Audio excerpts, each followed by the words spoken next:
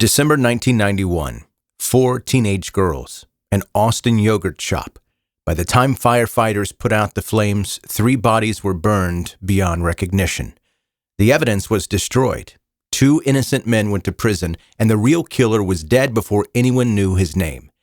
This is the story of how science finally caught up to the truth.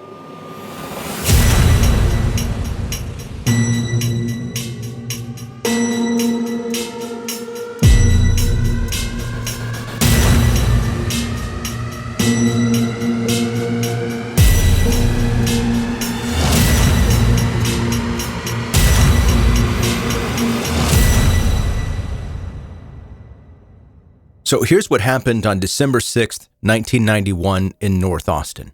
4 teenage girls were working and hanging out at a place called I Can't Believe It's Yogurt.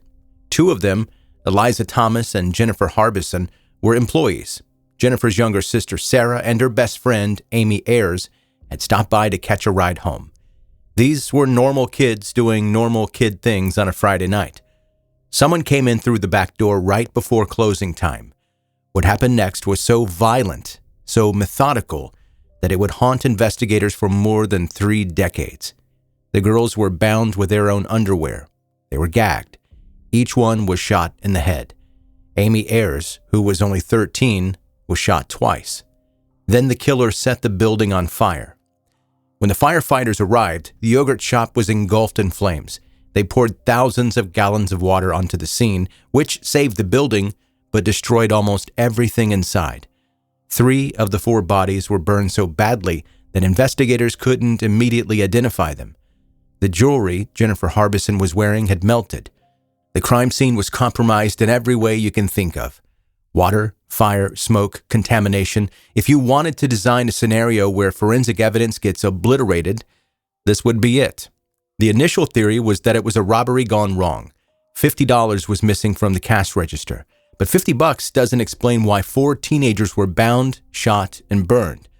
Investigators suspected sexual assault early on, and that theory would turn out to be crucial decades later. But in 1991, they didn't have the tools to prove it. For 8 years, this case went cold. Then, in 1999, a new team of detectives decided to take another look at it. They focused on a group of young men who had been questioned right after the murders. 4 guys, all teenagers at the time of the crime. Robert Springsteen, Michael Scott, Maurice Pierce, and Forrest Welburn. Maurice Pierce had been arrested a few days after the murders while carrying a .22 caliber gun near the yogurt shop. That was one of the weapon types believed to have been used in the killings. So naturally, he became a person of interest. But the real pressure fell on Springsteen and Scott. Here's where things get messy. Both men eventually confessed. Springsteen was sentenced to death in 2001. Scott got life in prison in 2002. Charges against Pierce and Welburn were dropped because there wasn't enough evidence. But here's the thing about those confessions. Both men later said they were coerced. They said police put so much pressure on them during interrogations that they just broke down and said what the detectives wanted to hear. And guess who was involved in these interrogations? A detective named Hector Polanco. Polanco had a history. He had previously been accused of coercing false confessions in another case involving 2 men named Christopher Ochoa and Robert Danziger. Those guys served 13 years in prison before they were exonerated. Danziger was assaulted in prison and suffered permanent brain damage. When Polanco's track record came to light, it raised serious questions about whether Springsteen and Scott had actually done anything wrong, or they were just 2 more victims of bad police work. 7 jurors from the original trials later said that they wouldn't have convicted Springsteen and Scott if they had known about Polanco's history. Think about that. 7 people who voted to send these men to prison said they made a mistake based on incomplete information. In 2006, Springsteen's conviction was overturned by the Texas Court of Criminal Appeals. The court ruled that using Michael Scott's confession against Springsteen violated his constitutional right to confront his accuser. Scott's conviction was thrown out a year later for the same reason. Prosecutors wanted to retry both men, but first they needed to figure out who the mystery DNA belonged to. Back in 1991, investigators had recovered a small sample of male DNA from vaginal swabs taken from one of the victims. It wasn't much, but it was enough to run tests. When they finally analyzed it using advanced techniques, the results were clear. The DNA did not match Springsteen. It didn't match Scott either. It didn't match Pierce or Welborn. It didn't match anyone in the national database. In October 2009, all charges were dropped. Springsteen and Scott walked out of prison after spending nearly 10 years behind bars for a crime they did not commit. You would think that after being wrongfully imprisoned for a decade, these men would be entitled to compensation. Texas has a wrongful imprisonment act that's supposed to provide financial restitution for people who are exonerated.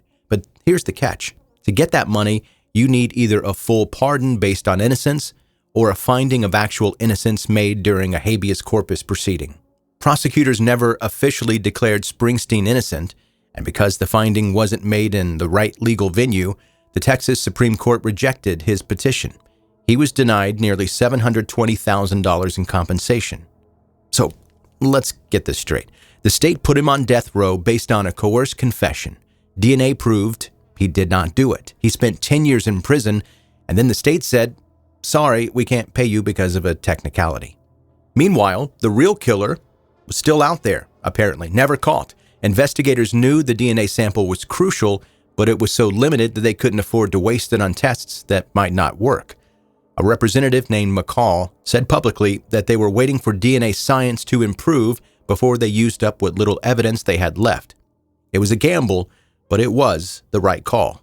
For 16 years after Springsteen and Scott were released, that DNA sample just sat there, preserved, protected, waiting for technology to evolve. And in September 2025, it finally did. Genetic genealogy changed everything. This is the same technique that caught the Golden State Killer.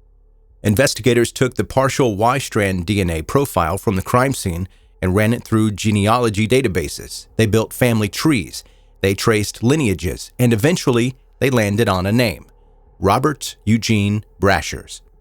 Brashers was a serial killer and rapist who had been terrorizing people across multiple states for years. In 1988, he was convicted of attempted first-degree murder, aggravated battery, and using a firearm in Florida. He was sentenced to 12 years but got out early in 1989 because of lenient laws at the time. 2 years later, he murdered those 4 girls in Austin. After the yogurt shop murders, Brashers kept going. DNA linked him to a murder in Greenville, South Carolina in 1990. He raped a 14-year-old girl in Memphis in 1997. In March 1998, he killed Sherry and Megan Scherer, a mother and daughter, in Missouri. Both were sexually assaulted. In January 1999, Brashers died by suicide during a police standoff. He was 40 years old, and here's the thing that makes this whole story even more infuriating. Brashers killed himself months before Springsteen, Scott, Pierce, and Welborn were arrested. The real killer was already dead when the wrong people went to prison. DNA alone was enough to identify Brashers, but there was also physical evidence that backed it up. A retired detective named John Jones confirmed that the gun Brashers used to kill himself in 1999 matched a bullet casing found in a drain inside the yogurt shop back in 1991. So now you've got DNA and ballistics both pointing to the same person. There's no question Robert Eugene Brashers murdered those 4 girls. The Austin Police Department announced the breakthrough in September 2025. They called it a significant development. But here's what's interesting. They also said the case is still open and ongoing. Even though Brashers is dead, even though the DNA matches, they're keeping it open. That tells you something. It suggests they think Brashers might have had accomplices. Early on, investigators theorized that one more person was involved because of different types of guns used. So even though they knew who the primary killer was, they're not ready to close the book completely. They're still looking for answers in this case. And this case is a perfect example of how the justice system can fail in multiple directions at once. It failed the victims by letting a serial killer walk free after only serving part of his sentence. It failed Springsteen and Scott by putting them in prison based on coerced confessions. And it failed them again by refusing to compensate them after their exoneration. But it also shows how science can eventually get it right. Genetic genealogy didn't exist in 1991. It barely existed in 2009 when Springsteen and Scott were released. But by 2025, it was advanced enough to solve a 34-year-old cold case with a tiny DNA sample that investigators had been protecting for decades. That's the power of patience and progress. The families of Jennifer Harbison, Sarah Harbison, Eliza Thomas, and Amy Ayers finally have an answer. It took 34 years, but they know who killed their daughters. And Springsteen and Scott finally have proof that they were telling the truth all along. Their confessions were lies. The DNA doesn't lie. And now everyone knows it.